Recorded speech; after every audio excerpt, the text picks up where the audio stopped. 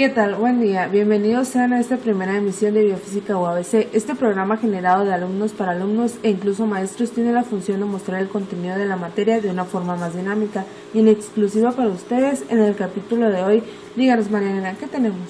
Bueno, aquí tenemos las variables disponibles que utilizaremos para nuestro ejercicio sobre una tabla de frecuencia, así como las medidas de tendencia central.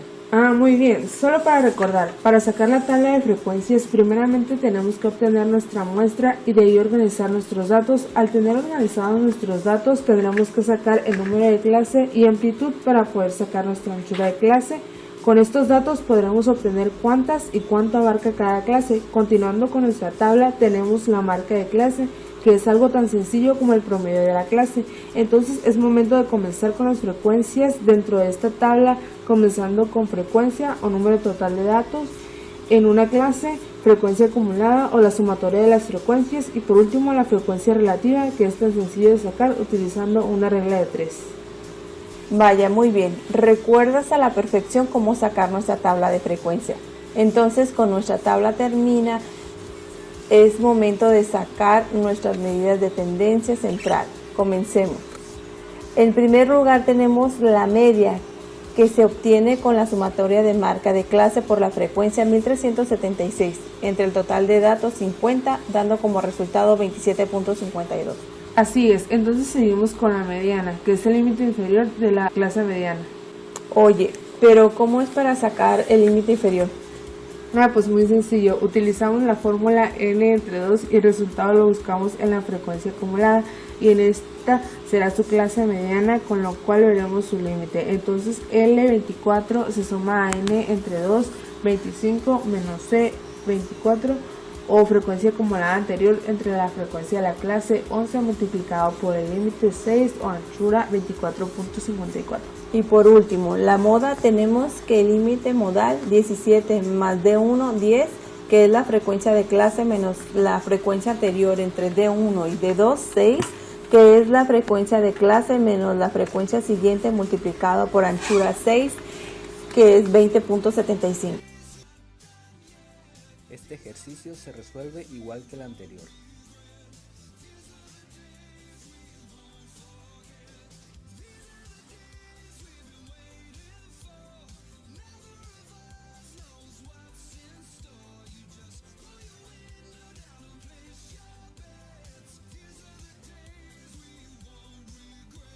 Hola, bienvenidos nuevamente a su programa escolar favorito. En el capítulo anterior estuvimos hablando de las medidas de tendencia central, pero hoy nos centraremos en la ecuación denominada correlación R de Pearson, por la cual veremos qué tanta relación existe entre dos variables existentes en una muestra.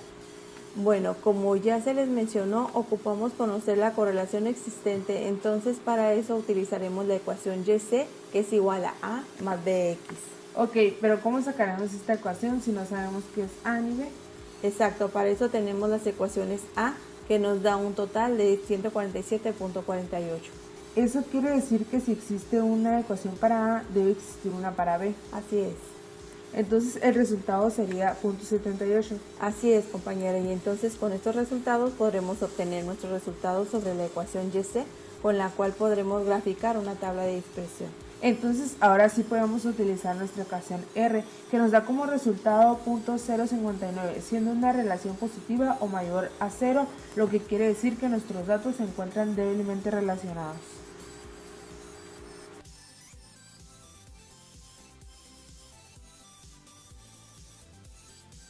Este ejercicio se resuelve igual que el anterior.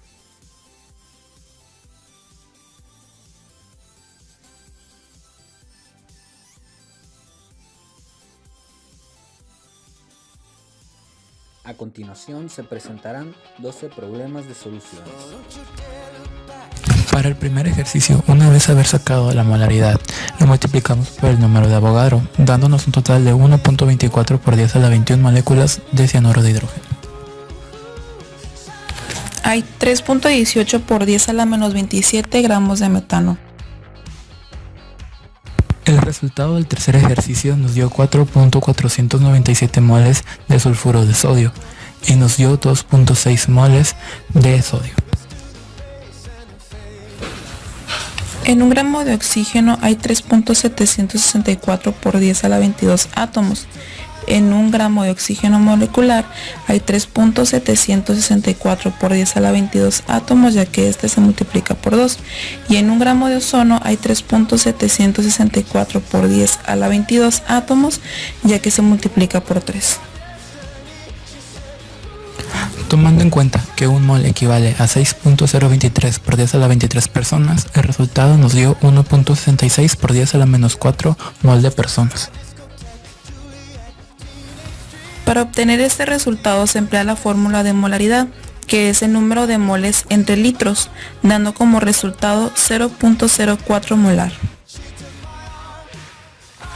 Se requieren 10 mililitros para poder obtener una solución .163 molar de cloruro de sodio con 0.0958 gramos. Se despejó la fórmula de molaridad, quedando número de moles es igual a molaridad por los litros, dando como resultado 0.43 gramos de cloruro de sodio. Tomando en cuenta que la fórmula de molaridad equivale a moles de soluto sobre kilogramos de solvente, el resultado es 5 molar. Utilizando la fórmula de molaridad se despejaron los gramos, quedando molaridad por peso molecular por litros, dando como resultado 3.6 gramos de glucosa.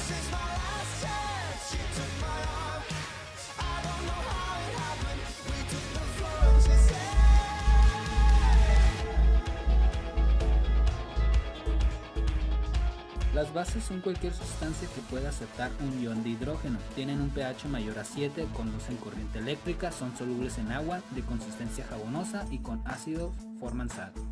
Los ácidos son cualquier sustancia que puedan donar un ion de hidrógeno.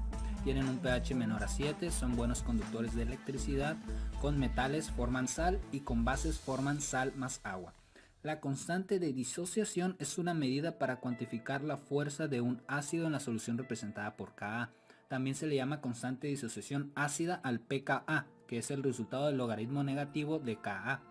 De esta manera, para los ácidos fuertes con valor elevado a Ka, el pKa es pequeño, mientras que en ácidos débiles con Ka de poco valor, el pKa es elevado. El pH es una medida de acidez o alcalinidad de una solución y para medirla se utilizan potenciómetros o papel tornasol. Con la ecuación de Henderson-Hasselbalch se puede saber el pH de una solución amortiguadora. Las soluciones amortiguadoras o buffers son aquellas que soportan los cambios de pH cuando se agregan ácidos o bases conformadas por un ácido de base débil más su sal de su especie conjugada. Muchas biomoléculas actúan a un determinado valor de pH para que las proteínas, enzimas, bombas de iones puedan trabajar correctamente. Los sistemas buffer más importantes en el organismo son el sistema de la hemoglobina, regulación renal, fosfato disódico, fosfato monosódico y proteínas intracelular. El ion hidrógeno es la sustancia más importante producida por los procesos metabólicos y están presentes en los compartimientos corporales, y el responsable de todo esto es el nivel de acidez o alcalinidad de los líquidos y tejidos. Algunas semejanzas entre bases y ácidos es que forman sal y agua. Son electrolitos, fueron estudiados por Michael Faraday y conducen la corriente eléctrica, así como se neutralizan.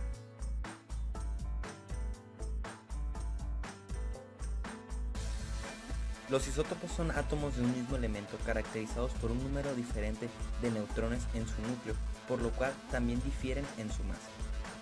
Los radioisótopos son átomos los cuales presentan un mayor número de neutrones que de protones, lo que genera un desequilibrio en este elemento, por lo que se trata de generar un equilibrio, liberando energía y masa, lo que también es denominado radiación.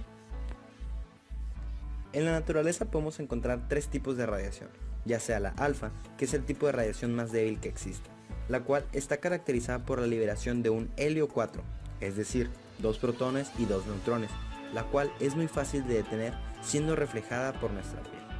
La radiación beta se puede clasificar en positiva cuando un protón se desintegra generando un neutrón y un positrón y un neutrino. La negativa es en caso de que un neutrón se transforme en un protón, antineutrón y antineutrino. Estos se caracterizan por ser reflejados por los metales, aunque son capaces de atravesar nuestra piel. Por último, y la más peligrosa, es la radiación gamma, la cual se produce después de una radiación beta al aún existir un desequilibrio energético, pero no de masa. Entonces se genera liberación de fotones, lo cual trata de equilibrar la energía de este elemento. Oh yeah, yeah. Oh yeah. I've been looking under rocks and breaking locks, just trying to find you.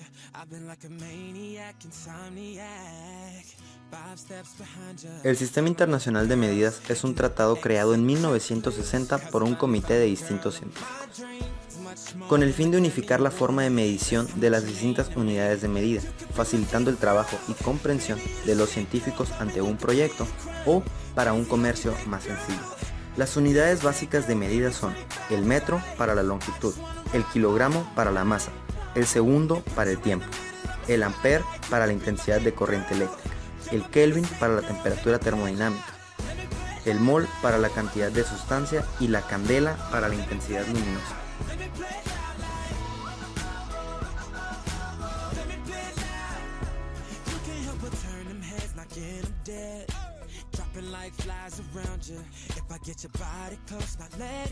Las soluciones químicas son soluciones que están formadas por un soluto y un solvente. Existen soluciones denominadas suspensiones, en las cuales sus solutos no permanecen mucho tiempo disueltas, por lo cual tienden a sedimentarse. Para conocer el porcentaje de masa sobre volumen, se utiliza la ecuación peso del soluto en gramos entre el volumen del soluto multiplicado por 100.